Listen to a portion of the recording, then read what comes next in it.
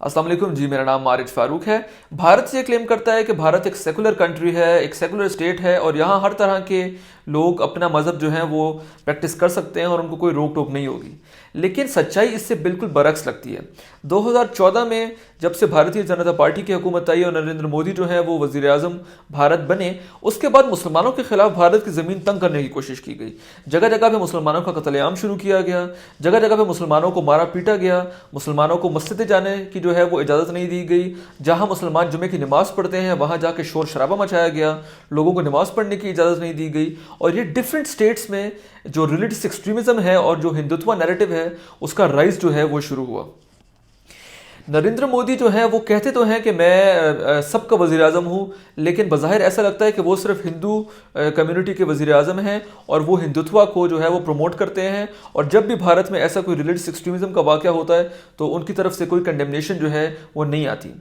अब हाल ही में पाकिस्तान में सियालकोट में एक दर्दनाक वाक़या हुआ, एक शर्मनाक वाक़या हुआ, लेकिन उस वाक़े के बाद हमारे वज़ीर आज़म साहब ने ये नहीं कहा कि जो हो गया तो हो गया। उन्होंने कहा हमारे सर जो हैं पाकिस्तानी अवाम के, पाकिस्तान की रियासत का शर्म जो है वो सर से झुक गया इस वाक़े की वजह से, और इसकी पूरी तरह से तहकीकात होगी और हम ये इंश्योर करते हैं कि इसके बाद ऐसा वाक़या कभी भी नहीं होगा।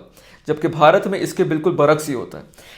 भारत में जब कोई कंडेमनेशन नहीं आती तो उससे जो हिंदुत्व ग्रुप्स हैं, स्पेशली आरएसएस, उसको जो है तक़वियत मिलती है और वो लोग ये समझते हैं कि हमारी गवर्नमेंट हमें सपोर्ट कर रही है। समझते क्या है कि उनकी गवर्नमेंट उनको वैसे भी सपोर्ट कर रही है। उनका एक यही एजेंडा है कि किसी तरह से मुसलमानों को भारत से बाहर निकाल कर फेंक दिया जाए।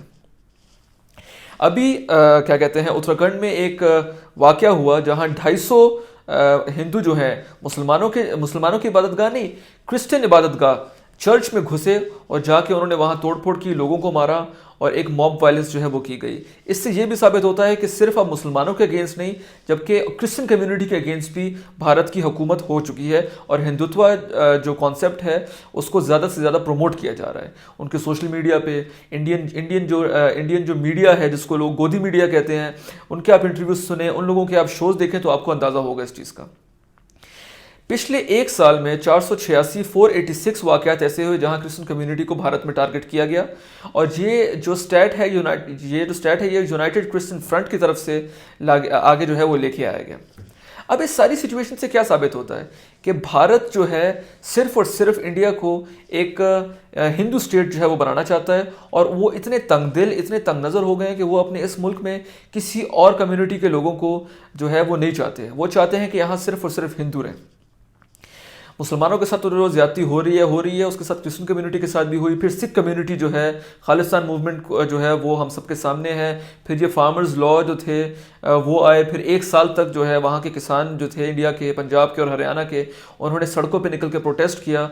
और 1 साल और 3 महीने के बाद मोदी गवर्नमेंट जो है उन्होंने अपने ये कानून वापस लिए और ये कवानीन वापस लेने के बाद मोदी साहब ने कहा कि शायद हम लोगों को ये मैसेज पहुंचाने में गलती हो गई होगी। तो उसमें इतनी जाने गई, मीडिया का जो था रोल बहुत ही नेगेटिव था। तो इससे सिर्फ यही बात साबित होती है कि ना सिर्फ मुसलमान बल्कि क्रिश्चियन कम्युनिटी, सिख कम्युनिटी और भी जो माइनॉरिटीज़ हैं उनके अगेंस्ट भारत की हुकूमत जो है हाथों के पीछे पड़ी हुई है। कश्मीर की सिचुएशन हम सबके सामने है। कश्मीर में एक जेनोसाइड हो रहा है। वहाँ जितनी फोर्स जो है पाकिस्तान की इन टोटल है, उससे ज़्यादा फोर्स जो है वो भारत ने डिप्लॉय की हुई है कश्मीर में। और इस चीज़ का एतराफ़ अब इंटरनेशनल कम्युनिटी भी कर रही है। वाशिंगटन पोस्ट जो कि एक ऐसा अखबार है जो कि इंडिया के सेकुलर इमेज को बहुत सपोर्ट करता है और इंडिया के सॉफ्ट इमेज को पोर्ट्रे करता है, उन्होंने भी ये एडिटोरियल जो है वो पब्लिश किया जिसमें उन्होंने ये जिक्र किया कि भारत में मुसलमानों के साथ बहुत जुल्म हो रहा है और कश्मीर में बिलखसूस जो है वो ह्यूमन राइट्स वायलेशन अपने पीक पे हैं। फिर यूएस कांग्रेस फंडेड एक कमीशन है ऑन रिलीजियस फ्रीडम, उन्होंने भारत को रेड लिस्ट में डाला। तो इससे ये साबित हो रहा है कि पूरी दुनिया में भारत का जो नेगेटिव इमेज है और जो असलियत है भारत की, और जो उन्होंने एक मास्क के पीछे जो सेकुलर मास्क के पीछे जो वो असलियत उनकी थी वो निकल के बाहर आ रही है। और अब ये इंटरनेशनल कम्युनिटी भी इसको जो है वो समझ रही है कि ये एक बहुत गलत चीज़ हो रही है। तो अब ये हम लोगों को चाहिए, हमारी हुकूमत ने तो बहुत काम किया, हमारी हुकूमत ने बहुत क्या कहते हैं डट के हर इंटरनेशनल फोरम पे कश्मीर का जो है केस लड़ा है। और इमरान खान साहब से जिनको जो भी इख्तिलाफात हों लोगों को, लेकिन ये उनकी एक बात माननी चाहिए कि उन्होंने कश्मीर का जो केस है वो बहुत खुले दिल के साथ और बहुत सही तरीके से इंटरनेशनल फोरम्स पे जो है वो रखा। अब होना ये चाहिए کہ کشمیر میں جو یونائٹڈ نیشن سیکیورٹی کونسل کی جو قراردادیں ہیں، جو ریزولوشنز ہیں، ان کے مطابق فیصلہ کیا جائے اور کشمیری عوام کو اس جیل سے جو ہے وہ نکالا جائے، تاکہ وہ دنیا میں جو ہے وہ دنیا کے ساتھ چلیں۔